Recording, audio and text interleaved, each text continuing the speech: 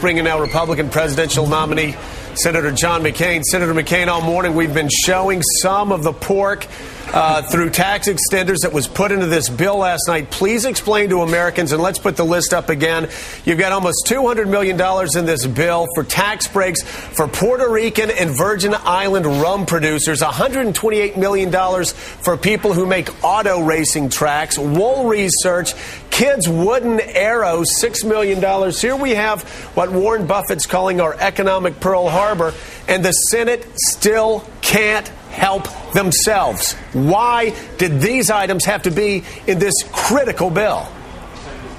Well, that's just the way the system is working in Washington, and the reason why it's got to be fixed and it's got to be changed. And no matter what the stakes are, you've got to stop this by starting to veto bills that come across the president's desk. They can't help themselves. And if you like some of those pork barrel projects, look at some of the ones that Senator Obama has proposed. Over $932 million worth of pork barrel projects he's asked Senator, for, and they're earmarks, and they're disgraceful. Is the fact that even before Obama was in the Senate, after 9/11, my God, 9/11, while the ground zero was still smoldering, you all passed a bill to take care of it, to protect this country, and people used the 9/11 relief bill to put pork barrel projects in there. It's insanity. It's insanity and it's obscenity, because it's a waste of taxpayers' dollars, and it goes on, and until we stop it, until we get, frankly, a president who will say, I'm going to veto these bills, I'm going to make the people famous that put them on there, famous. And by the way, Joe, you know that this problem has grown and grown and grown. Last couple of years they've had some restraint, but it will continue to grow, and it's terrible, and it really is corrupting, because the corruption in Washington. Go ahead. I'm sorry, Senator. The corruption in Washington is not the lobbyists. It's a system that allows the lobbyists to take advantage of these backroom deals, these pork barrel projects, these outrageous procedures that the Americans don't know about. You got to fix the system. Then the symptoms of it, I think, in a large degree, are taken care of. All right, Senator, explain this to me. When George W. Bush became president of the United States, we had a $155 billion surplus. We have now seen that surplus go to a deficit. We're going to have a $500 billion deficit this year. A $5 trillion debt became a $10 trillion debt. George W. Bush never vetoed a single spending bill while Rome was burning. Why not?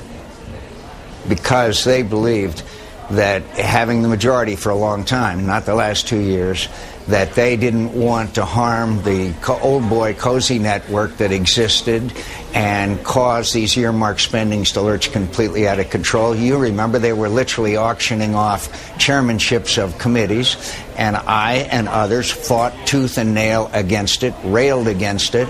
I was called the sheriff. I was able to eliminate a lot of these projects, and there's a handful of us that have been fighting and warning that this could be incredibly harmful to the Republican Party. We came to power in '94 to change Washington, and Washington changed us. And there's a sharp difference, a total difference, between myself and President Bush on the issue of pork barrel and earmark and out-of-control spending and the growth of government without paying for it. Don't forget that part. No doubt about it. Let's turn from the bill that was passed last night to what's going to happen tonight. Sarah Palin's going to be debating Joe Biden. Sarah has not done very well in some of these one-on-one interviews with Katie Couric and Charlie Gibson. Do you believe, would you be willing to admit this morning that your campaign may not have handled Sarah Palin as well as they should have during the past month? No, I think we've handled her fine. I think the criticism and the attacks have been unprecedented. She'll be just fine. She'll do fine tonight. Whenever she's between her and the American people, she does just fine. She's experienced. She's knowledgeable. She's a very strong person. I'm proud of her record, and I'm proud of her. Senator, it's Mika Brzezinski here in New York, and we'll be watching the debate tonight to see what happens. I want to just ask you one final question, though, about the bill, because I think, given especially what you've been just saying on our broadcast right now, why then didn't you vote against a bill that is corrupting and stand up to pork and all this spending during an economic crisis that some say this puts this country on the brink of economic disaster? Because of what you just said, Mika, that this bill is putting us on the brink of economic disaster. There were plenty of other bills that I fought against, voted against. Well, the bill to the Medicare prescription drug program, I voted against it because of the fact that it wasn't paid for. We're laying the cost on to future generations of Americans. I've fought against plenty of bills.